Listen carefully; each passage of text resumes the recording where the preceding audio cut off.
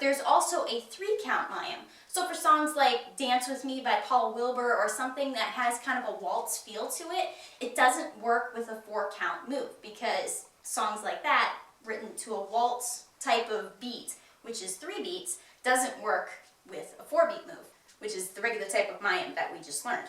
So a 3-beat Mayim is much more fluid, it's much, I don't want to say easier, because especially if you've got it synced in your head that the 4-count Mayim is the only type of Mayim I do, that's not necessarily true. Some choreographers will have to tweak it because it's a 3-beat song. So this is what the 3-count Mayim looks like. And usually it's what's called a Mayim Lift that they use. And a Mayim Lift is like 3/4 of a Mayim, which makes sense if it's a 3-count song. So it's just over, out, behind, lift. So that's why it's called a Mayim Lift. So you just do a Mayim and then lift.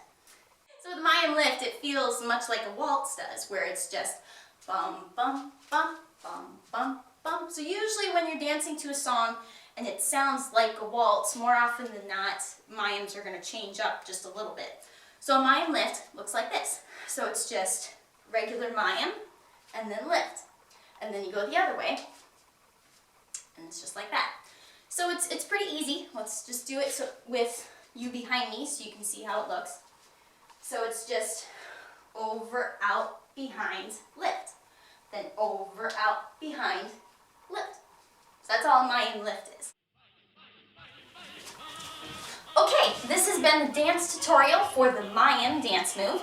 If you have any questions or comments, please feel free to comment in the comments section below. So, until next time, go forth and dance.